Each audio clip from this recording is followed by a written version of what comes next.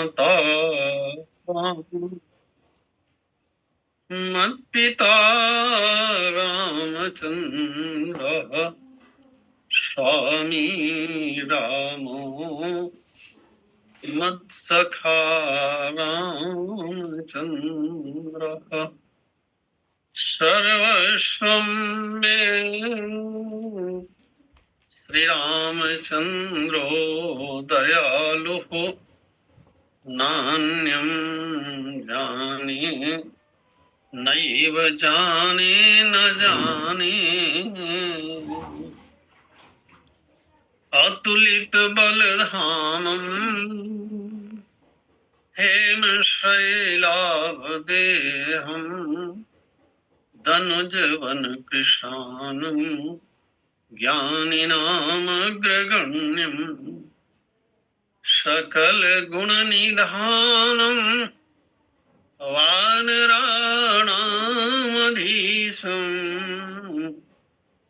रघुपति प्रिय भक्तं वात जातं नमः।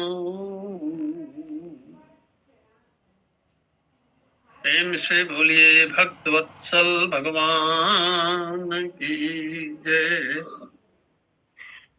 परमादरणीय संचालक महोदय, भगवत कथा रस रसिक रसज्ञ श्रोता वृंद, श्रद्धामयी देवियों, आइए हम सब लोग मिलकर के वहां चलते हैं जहां भगवान श्री राघवेंद्र सरकार लंका के रणांगण में अपने मित्र विभीषण को धर्म का उपदेश करते हैं, धर्म रथ के माध्यम से। क्योंकि विभीषण को रथ पर ही संदेह हुआ, संदेह का कारण रथ ही है। एक के पास रथ है और दूसरे के पास रथ नहीं है। रावण के पास रथ है और राम जी के पास रथ है नहीं। देख विभीषण भयो अधीरा, विभीषण का धैर्य छूट गया। इसीलिए भगवान श्री राघवेंद्र सरकार संभवतः सबसे पहले वो दो बातों की ही बात करते हैं धर्म रथ में, एक तो शौर्य की और दूसरे धैर्य की। कल आदरणीय संचालक महोदय ने बात की थी कि कर्ण का रथ का पहिया जमीन में क्यों धंस गया।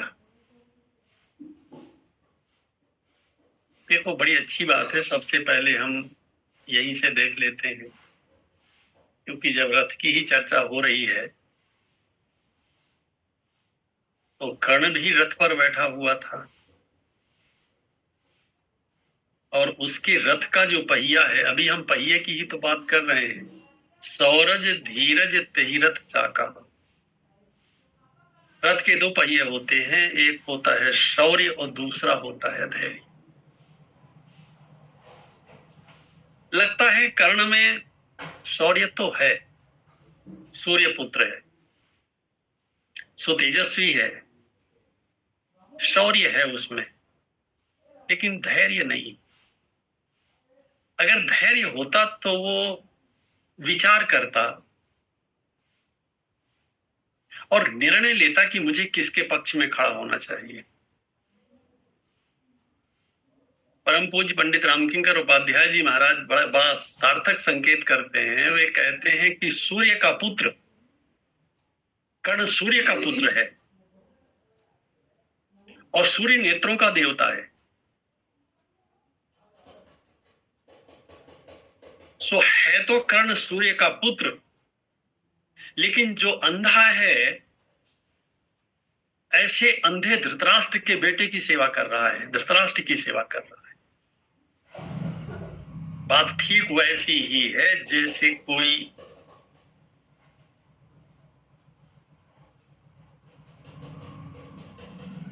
बहुत बड़े ज्ञान के शिखर पर बैठा हो और वहां बैठ करके वो जो घोर अंधकार में पड़े हुए हैं, जिनमें वो पात्रता ही नहीं है,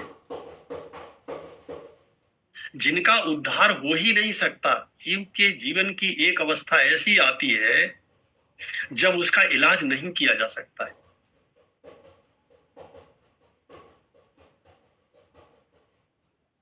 कवि दिनकर ने एक प्रश्न उठाया है भगवती सीता के माध्यम से। किशोरी जी राम जी से पूछती हैं कि महाराज,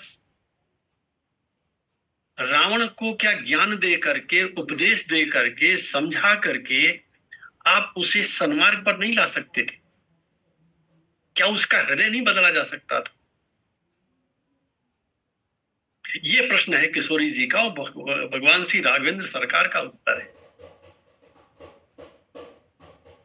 कि कानन में देख अस्थिपुंज मुनि पुंगवों का, दैत्यवध गाथा किया प्रण जब राम ने। कानन में देख अस्थिपुंज मुनि पुंगवों का, दैत्यवध गाथा किया प्रण जब राम ने। मतिभ्रष्ट मानवों के शोध का उपाय एक शस्त्र ही है। जिसकी बुद्धि खराब हो गई हो, जिसे अपना मार्ग न दिखाई दे रहा हो, मतिभ्रष्ट मानवों के शोध का उपाय एक शस्त्र ही है। ये पूछा था कोमल मना वाम ने। नहीं प्रिय, मनुष्य सुधर सकता है तब त्याग से भी। नहीं प्रिय, मनुष्य सुधर सकता है तब त्याग से भी, उत्तर दिया था घनश्याम ने। तब का परंतु वश चलता नहीं सदैव, पतित समूह की कुवृत्तियों के सामने। कभी कभी व्यक्ति इतना पतित हो जाता है, इतना पतित हो जाता है, इतना नीचे गिर जाता है कि दूसरे के दुख में उसे सुख का आभास होने लगता है।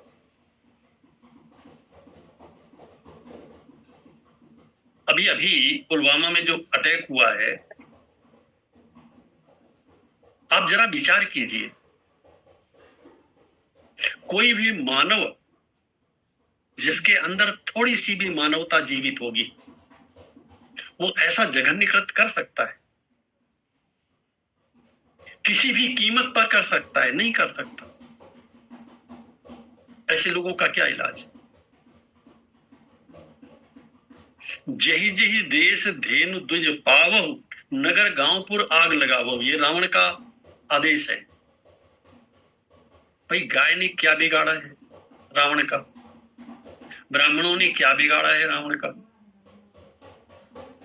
रावण भी तो कहने के लिए ब्राह्मण है। अब अगर कोई पूछे कि क्या वास्तव में रावण ब्राह्मण है?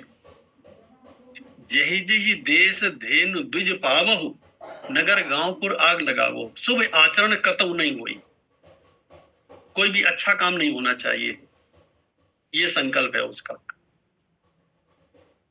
यह जीवन का अंधकार। सो जीव के जीवन की एक अवस्था ऐसी आती है जब कोई उपदेश काम नहीं करता। बात ठीक वैसी ही है जैसे कुछ मरीजों के लिए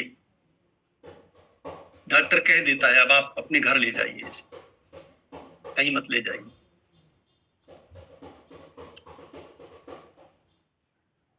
और कुछ मरीजों के लिए डॉक्टर कहता है दवा से इनका काम नहीं चलेगा, इनका ऑपरेशन करना पड़ेगा।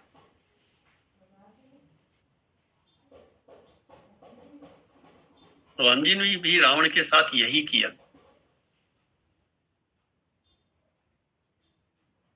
कर्ण में शौर्य तो है, सूर्य का पुत्र है, धैर्य नहीं है। अगर धैर्य होता तो वो विचार करता कि मुझे पांडवों का पक्ष लेना चाहिए कि कौरवों का पक्ष लेना चाहिए। देखा जाए तो पांडव उसके भाई हैं, सगे भाई हैं, क्योंकि एक माता की संतान है। लेकिन वो ऐसा नहीं करता। तो उसका जो धैर्य का पहिया है वो पृथ्वी में धंस गया। क्यों?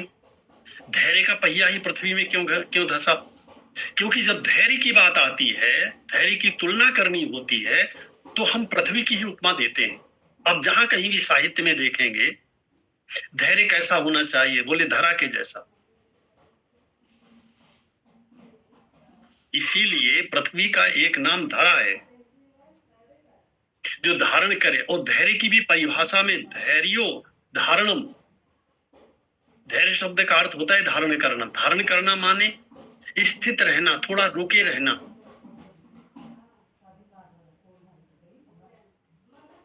कर्ण में ये धैर्य नहीं है। सो दोनों पहिए सम होते तो कर्ण का एक पहिया जमीन में नहीं धंसता। सौर्य का पहिया तो है उसका, ठीक है, धैर्य नहीं है। एक बात और बताऊं, धर्म के जहां 10 लक्षणों की चर्चा होती है वहां सबसे पहला लक्षण कौन सा है? वो भी धैर्य ही है। धृति क्षमा दमोस्तेयम शौच इंद्रिय निग्रह धीर विद्या सत्यम क्रोध दशकम धर्म लक्षणम। धृति क्षमा, धृति से शुरू होता है। धृति माने धैर्य। जिसमें धैर्य नहीं है वो धर्म नहीं कर सकता।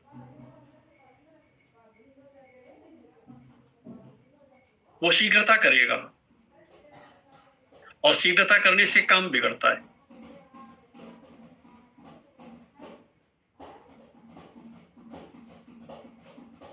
तो धृति की परिभाषा क्या है, धैर्य की परिभाषा क्या है?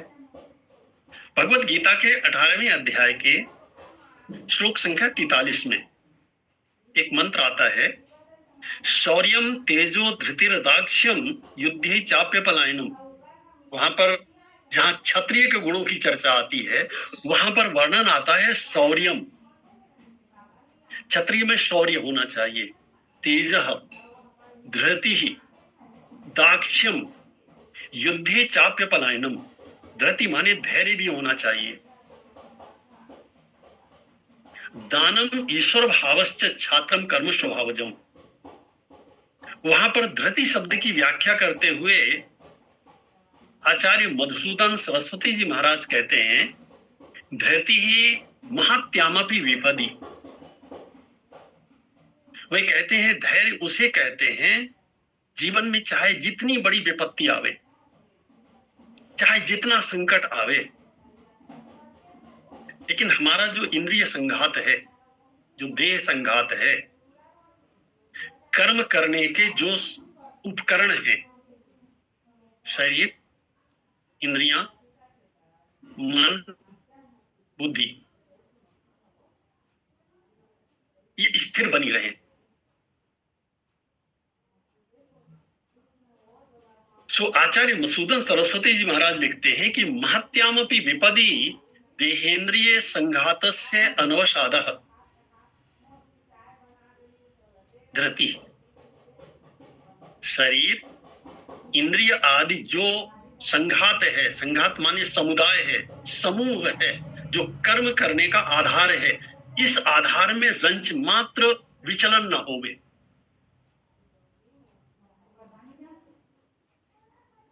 सामान्य रूप से ऐसा होता नहीं है। थोड़ी सी विपत्ति देखी, व्यक्ति का मन विचलित हो जाता है। मन की स्थिरता, हमारा मन स्थिर बना रहे कब? महत्यामपि विपत्ति, चाहे जितनी बड़ी विपत्ति आवे। अब आप इस बात को दोनों पक्षों में देख लो। युद्ध क्षेत्र में जब योद्धा पहुंचता है वहां पर कितनी बड़ी विपत्ति है। वो जीवित भी रह सकता है लेकिन मरने के पूरे चांस हैं,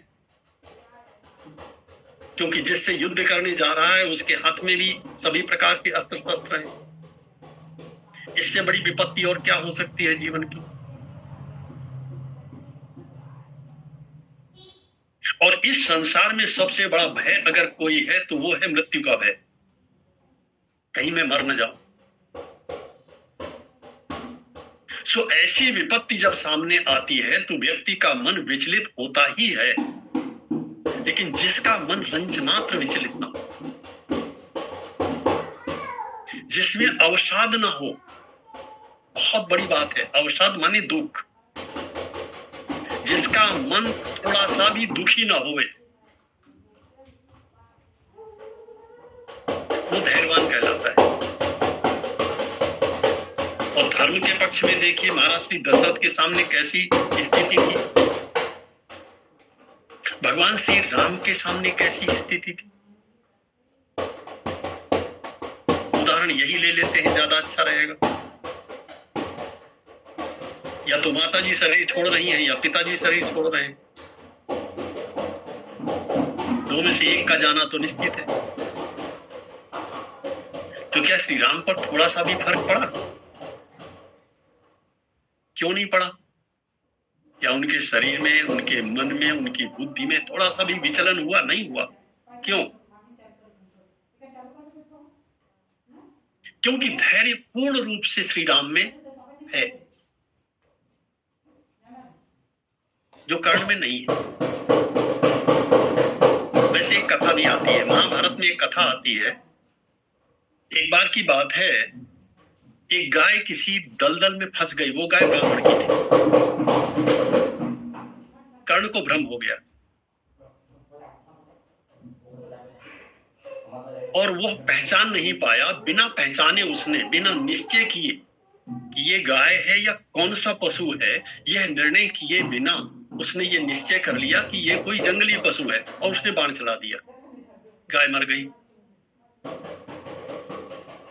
जिस ब्राह्मण की वह गाय थी उसने श्राप दिया, जिस प्रकार से तुमने मेरी गाय की हत्या किया है, ठीक इसी तरह से तुम्हारा भी वध होगा, मैं तुम्हें श्राप देता हूं। गाय दलदल में फंसी हुई थी और कर्ण के रथ का पहिया मिट्टी में धंसा हुआ था, पृथ्वी में धंसा हुआ था। धैर्य की उपमा, धृति की उपमा अगर हम कभी देते हैं तो वो पृथ्वी से देते हैं। धैर्य कैसा होना चाहिए? पृथ्वी के जैसा। लेकिन पृथ्वी को भी सुख होता है, दुख होता है। सबसे बड़ा दुख किस बात का होता है? पृथ्वी तब विचलित हो जाती है जब कोई धर्मात्मा व्यक्ति पाप करता है। पापी का पाप धरा सह लेती है, लेकिन जब पुण्यात्मा पाप करता है, श्री भरत ने यही तर्क दिया था कि अगर कोई पापी अयोध्या के सिंहासन पर बैठता तो पृथ्वी को ऐसा लगता स्वाभाविक है, इसमें कौन सी नई बात है। लेकिन अगर भरत जैसा तपस्वी और भरत जैसा धर्मात्मा ये गलती कर बैठे, तब भरत ने कहा था रसा हुए सरोस रसातल को चली जाएगी। अगर ऐसा किया मैंने तो ये जो पृथ्वी है ये रसातल को चली जाएगी। मोहि राजहठ दयो जबही, रसा रसातल जाई तबही। मैं राज्य नहीं चाहता। क्यों नहीं चाहता? बोले अगर मैं बैठ गया सिंहासन पर तो ये पृथ्वी रसातल को चली जाएगी। राम जी ने कहा इतने बड़े बड़े राजा लोग आए, इतने बड़े बड़े पापी लोग सिंहासन पर बैठे, तब पृथ्वी रसातल को नहीं गई। और भरत अकेले तुम बैठ जाओगे तो रसातल को चली जाएगी।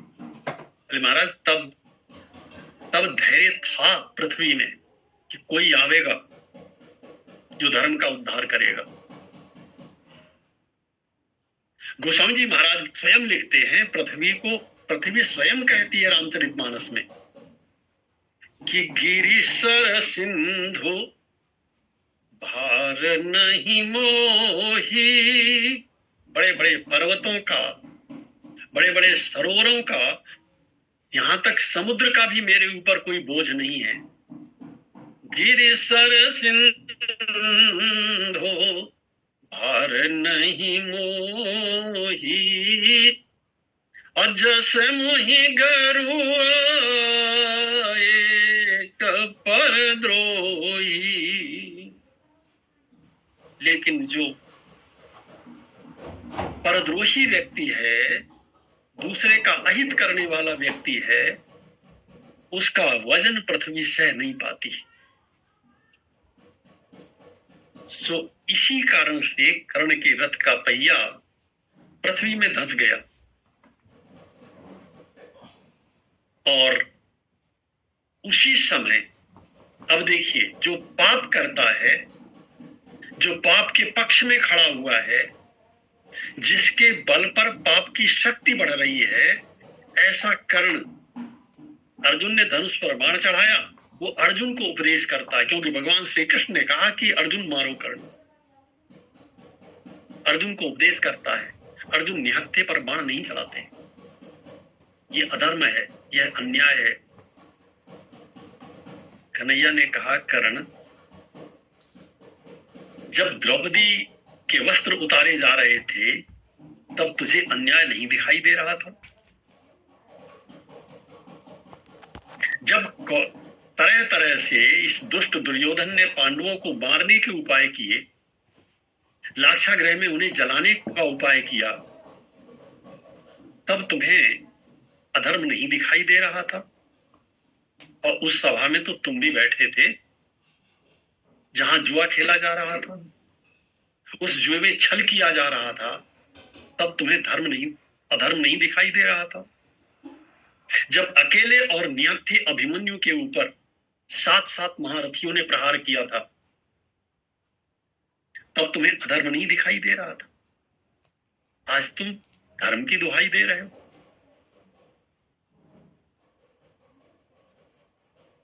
कर्ण को किसी ने नहीं मारा, कर्ण को कर्ण के पाप ने मारा।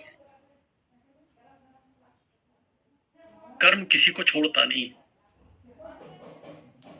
मारा श्री दशरथ को,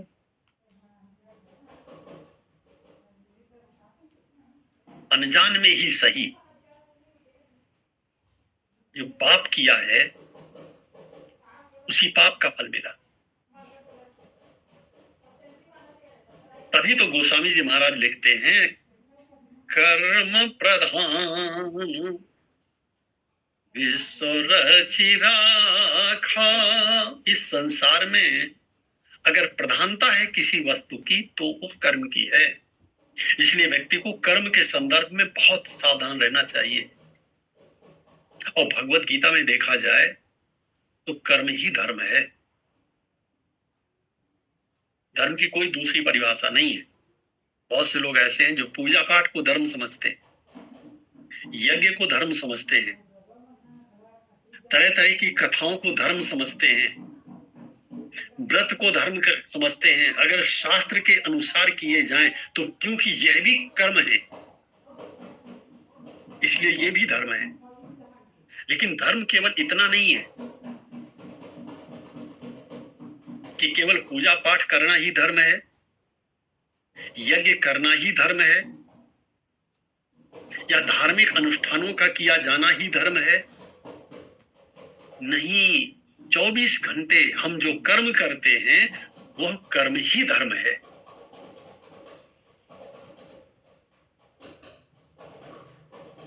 सो सुनहु सखा कहे कृपा निधाना, जय जय होय सो स्यंदन आना, सौरज धीरज तेहि रथ चाका। उस रथ के पहिए हैं, एक पहिया है शौर्य और दूसरा पहिया है धैर्य। शौर्य के बारे में शास्त्रों में लिखा हुआ है कि शौर्य की परिभाषा क्या है, शौर्य कहते किसे। हमारे धर्म ग्रंथों में बताया गया कि सर्वस्मात् भीतिराहत्यम,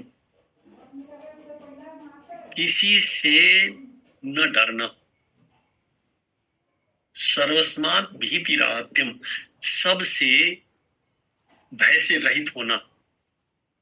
युद्धोत्साह च कीर्तये, और युद्ध में उत्साह रहना, किसी से डरना नहीं, किसी से भी न डरना।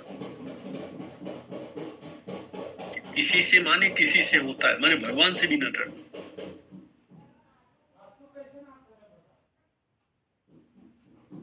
और युद्ध में सदैव उत्साह का बना रहना।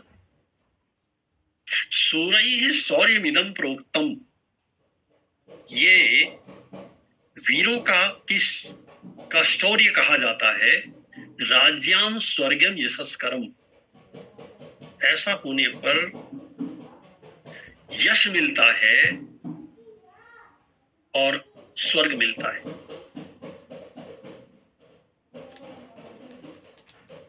भगवान श्री कृष्ण ने अर्जुन से यही कहा था, अर्जुन तुम तो धर्म युद्ध में युद्ध करो, युद्ध कैसे करना है उसकी विद्या मैं बताता हूं, उसका तरीका मैं बताता हूं, और निर्भय होकर के युद्ध करना, रंच मात्र मन में भय नहीं होना चाहिए, ये है शौर्य।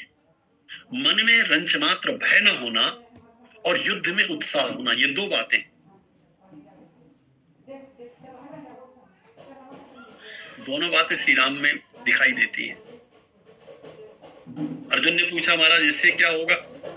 बोले हतोवा प्राप्त से स्वर्गम, मारे जाओगे तो स्वर्ग का राज्य मिलेगा, और जीतवा वा भोक्ष्य से महीन, और जीत गए तो पृथ्वी का राज्य मिलेगा। माने दोनों हाथों में लड्डू, चाहे मरो और चाहे जियो। किसी के मन में ये शंका हो सकती है हमें कौन सा युद्ध करना है, तो ये बातें हमारी किस काम की? तो इस बात को भी देखे रहना चाहिए कि गोस्वामी जी महाराज इस प्रसंग का जब उपसंहार करते हैं वहां एक दोहा लिखते हैं, उसमें वे लिखते हैं कि महा अजय संसार रिपु, ये शत्रु है कौन सा जिससे हम निरंतर युद्ध कर रहे हैं? हम युद्ध भी कर रहे हैं, युद्ध में हार भी रहे हैं। महा अजय संसार रिपु, ये कौन है शत्रु हमारा? एक बार भगवान शंकराचार्य से किसी ने पूछ दिया, महाराज वो कौन है जो है तो हमारा शत्रु लेकिन मित्र के जैसा लगता है? भगवान शंकराचार्य ने कहा कि वो तुम्हारे जो अपने हैं, जिन्हें तुमने अपना मान रखा है, वही है।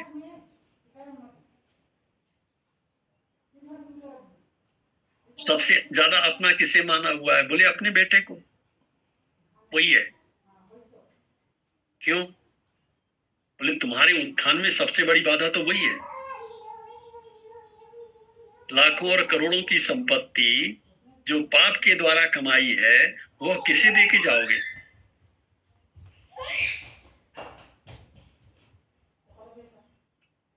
अच्छा संपत्ति तो दे के जाओगे, पाप भी दे के जाओगे?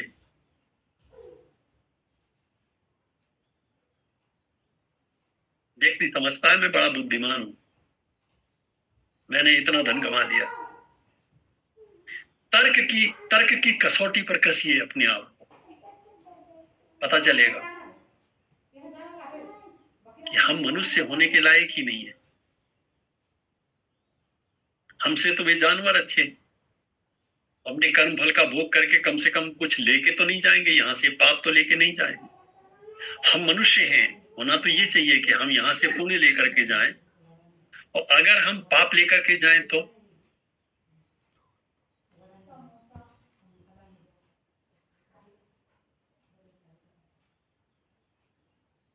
श्री राम में शौर्य कितना है और धैर्य कितना है? धैर्य इतना है कि सामने सामने भगवान परशुराम जी महाराज राम जी से कहते हैं कि कर पर तोष मोर संग्रामा, अगर तू राम है तो मुझसे युद्ध कर, और युद्ध में मुझे परास्त कर, तब मुझे संतोष होगा। एक ब्राह्मण क्षत्रिय को ललकार रहा है युद्ध के लिए। होना तो ये चाहिए था ब्राह्मण को शास्त्रार्थ के लिए किसी को ललकारते तो देखा है, लेकिन क्षत्रिय को युद्ध के लिए ललकारना, और वो भी राम जैसे क्षत्रिय को। भगवान परशुराम कहते हैं ये बड़ा विचित्र प्रसंग है। ये एक ही स्थान है जहां पर एक क्षत्रिय है ब्राह्मण बना बैठा है, और एक ब्राह्मण है जो क्षत्रियों का दादा बना बैठा है। परशुराम जी महाराज क्षत्रिय हैं जन्मता, और गुरु बने बैठे हैं राम जी के। परशुराम जी महाराज हैं जो ब्राह्मण हैं, इतने अस्त्र शस्त्र लिए हुए हैं, लक्ष्मण जी को तो विश्वास ही नहीं होता कि ये ब्राह्मण हो सकते हैं। संकेत के रूप में भगवान श्री राम ने भी कहा, जो तुम अवत्यो मुनि की नाई, पदरज सिर शिशु धरत गुसाई। महाराज आप ऐसा रूप बना करके आए, अब बालक है, भ्रम हो गया उसे। भगवान श्री राम को ललकार रहे हैं परशुराम जी महाराज, मुझसे युद्ध करो। राम जी ने कहा, महाराज युद्ध करने से क्या होगा, मैं तो पहले ही अपनी हार मान लेता हूं। धैर्य कितना है, भय देखने में तो ऐसा लगता है जैसे राम जी डर गए। मानो परशुराम जी ने कहा कि राम, क्या तुम्हें युद्ध से डर लगता है? बोले, महाराज डर तो काल से भी नहीं लगता। युद्ध में तो पता नहीं कौन जीतेगा और कौन हारेगा, लेकिन डरते तो हम काल से भी नहीं है। तो फिर हमसे युद्ध क्यों नहीं करते? राम जी कहते हैं, उससे मेरा ही लाभ है, मुझे ही फायदा है। क्या फायदा है तुम्हें? बोले, अभय हुए जो तुम्हें ही डराई। महाराज जो आपसे डरता है उसे संसार में किसी से डरने की आवश्यकता नहीं। ब्राह्मण धर्म का प्रतीक है, जो धर्म से डरता है उसे फिर किसी से डरने की जरूरत नहीं। श्री राम का धैर्य कितना है और शौर्य कैसा है। कहाँ स्वभाव न नहीं प्रशंसी।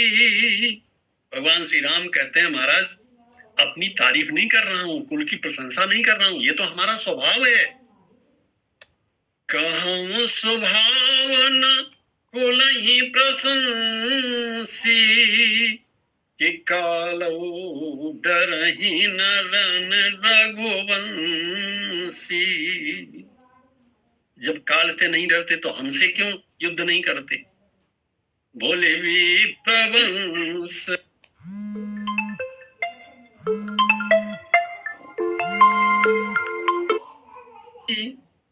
अभय होए जो तुम ही डराई। महाराज जो आपसे डरता है उसे फिर किसी से डरने की आवश्यकता नहीं होती है।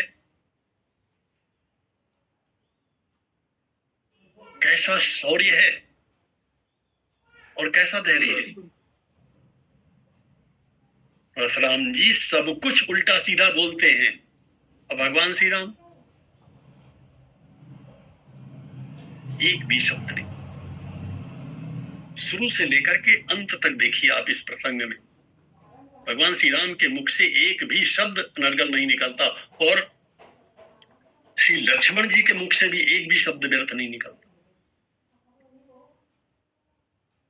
केवल तरीका अलग अलग है, भाषा दोनों की एक है, दोनों एक ही बात कह रहे हैं, कहने के तरीके में अंतर है। जो राम बोलते हैं वही लक्ष्मण बोलते हैं। सुसौरज धीरज यही रथ चाका। अब धर्म के संदर्भ में देखिए, धर्म के संबंध में जब हम शौर्य की बात करते हैं, मृत्यु ही सामने क्यों न खड़ी हो।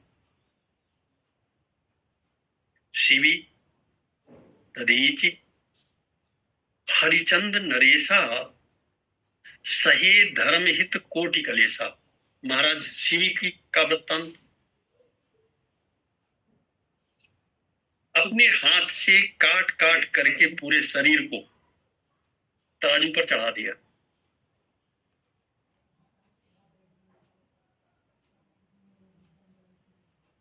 ये सहज बात थी। बहुत से लोगों को ये बात समझ में नहीं आती, महाराज ऐसा कैसे हो सकता है, कोई अपने शरीर को कैसे काट करके चढ़ा सकता है। मैंने कहा स्वाभाविक है, नहीं समझ में आएगा।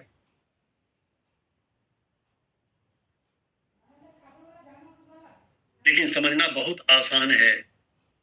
जिसने धर्म का पूरी तरह से पालन किया है और धर्म का पूरी तरह से पालन करने के बाद जिस व्यक्ति की वह स्थिति हो गई है कि उसका देहाध्यास समाप्त हो गया है,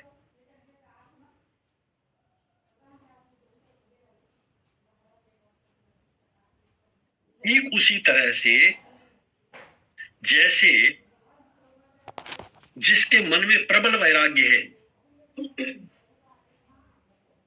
उसे घर छोड़ने में कष्ट नहीं होता, सुख मिलता है।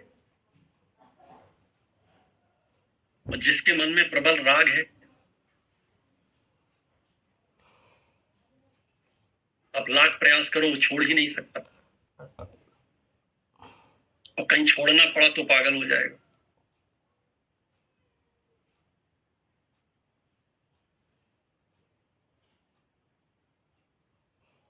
जो धर्म का मार्ग है ये कष्ट का मार्ग है, पीड़ा का मार्ग है, सच है।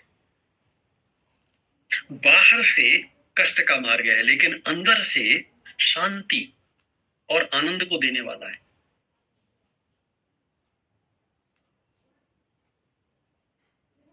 इसे दृष्टांत के रूप में अगर समझा जाए तो ऐसे समझा जा सकता है, किसी के पास एक भोजन हो, एक समय का भोजन हो, वो स्वयं भी 2 दिन से भूखा हो, और उसके सामने कोई ऐसा व्यक्ति आ जाए जो ये कहे कि मुझे 3 दिन से भोजन नहीं मिला।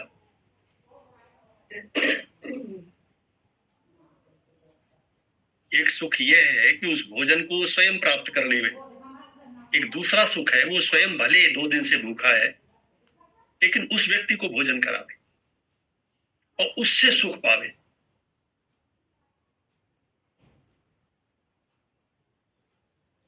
इसका फल क्या होगा ये बताने के लिए कोई शब्द तो नहीं है, लेकिन इस संदर्भ में यही कहा जा सकता है, सो जाने जो पावे। सो धर्म का मार्ग त्याग और तपस्या का मार्ग है, इससे शांति मिलती है, आनंद मिलता है। भोग का मार्ग सुख का मार्ग है, वहां सुख मिलता है साथ ही साथ दुख भी। प्रेम से बोलिए भक्त वत्सल भगवान की जय। बोलिए सियावर रामचंद्र भगवान की जय। बहुत बहुत धन्यवाद महाराज जी, आपके श्रीमुख से धर्म के मूल सिद्धांतों, मूल तत्वों की सुंदर चर्चा धर्म प्रसंग के माध्यम से। एक बहुत दिलचस्प बात यह है कि यहाँ पर भगवान विभीषण जी को धर्म का उपदेश करते हैं, वहां भगवान श्री कृष्ण अर्जुन को, दोनों में समानता यह है महाराज जी